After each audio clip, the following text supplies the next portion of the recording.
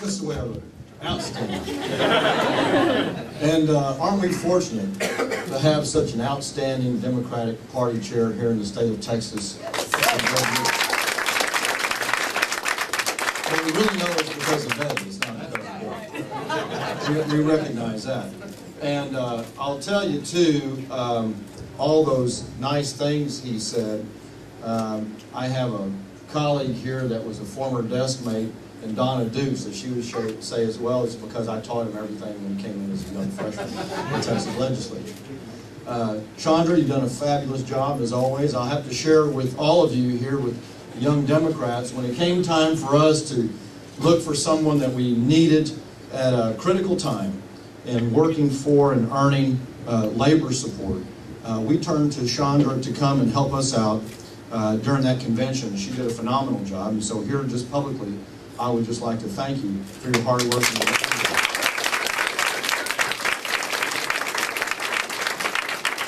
And I want to take a moment of personal privilege because I may not have another opportunity as we move forward. With the Austin delegation who's here tonight in particular, I want to tell you what an honor and privilege it has been for me to serve with you. I may not get a chance to say this again in public. My chairman, Elliot Neistat, has just arrived.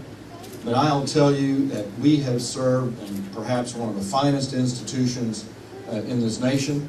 And being able to say that I got to stand on the floor of the Texas House of Representatives and fight for the people of the state of Texas, there's perhaps no greater privilege.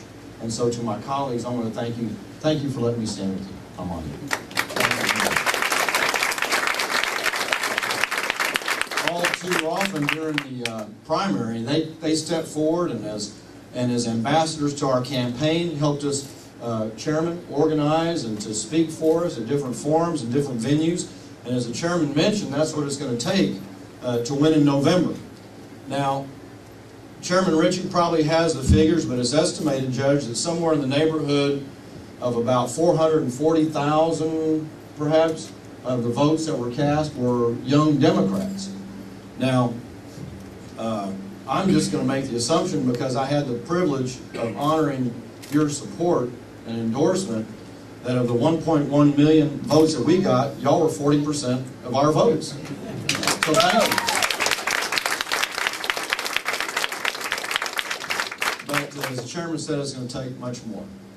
I would really like to recognize this day because it's important. April the 11th, you may not know or remember for a moment its significance, but today is the day that Lyndon Baines Johnson signed the 1968 Civil Rights Act. It was actually known as the Fair Housing Act of 1968, which eliminated discrimination for folks that wanted to buy a house. And the reason I bring that up is for a couple of reasons. One is, this United States Senate seat that is currently occupied by Mr. Cornyn was once held by Lyndon Baines Johnson, who was the last Democrat to hold this seat. And in 1968, on April the 11th, 1 week after the assassination of Martin Luther King, the President of the United States from the great state of Texas signed the Civil Rights Act of 1968, which was the Fair Housing Act. Now that took a tremendous amount of audacity and of courage in those days. A Southern man showing the leadership for what we can be and who we are as Texans and as Americans. And really that's kind of where we are today.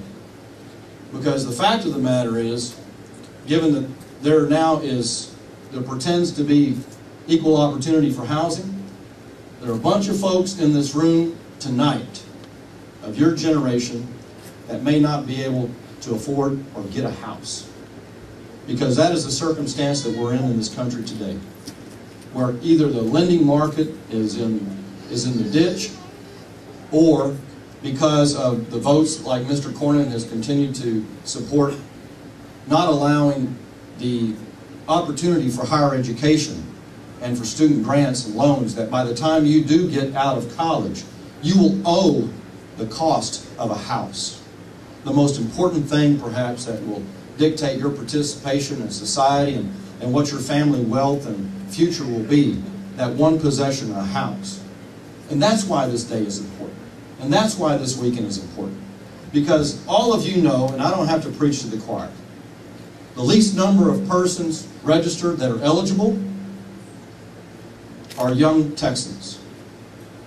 The least percentage of participation rate will be young Texans. The persons that have most at risk to gain or to lose for the future of this state and the future of this country is standing right here in this room tonight. And so, you know, y'all are too young to remember a guy by the name of Art Linkletter.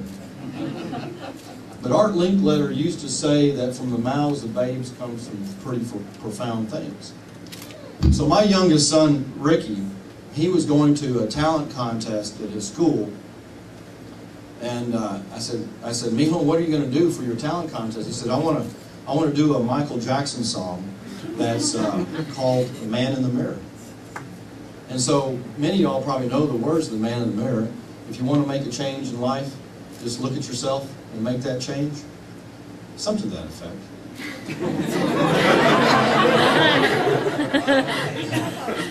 But you get the gist of it.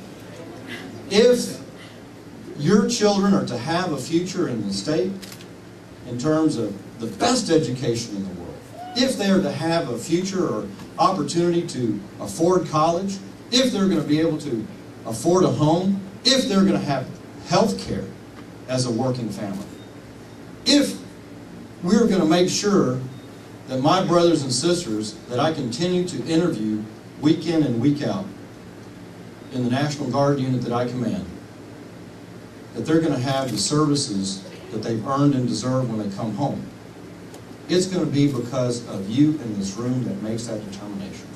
And it's going to happen this next election cycle. The folks and the leadership in this room here tonight will determine the fate of the state of Texas and of this country. You will make that happen. Whether it happens or it does not happen, it's going to be because of your leadership and organizing and getting folks out to vote, increasing the participation rates, increasing the voter registration rates. All of this. We are at a critical time in our nation's history. Perhaps one of the most critical that we've ever known. And I just can't emphasize enough what your leadership and what this next election cycle is at stake. Now, I will share with you what Chairman Ritchie has said. I will underscore this again. I don't care if you're for Obama, and I don't care if you're for Hillary, but you better be for Noriega.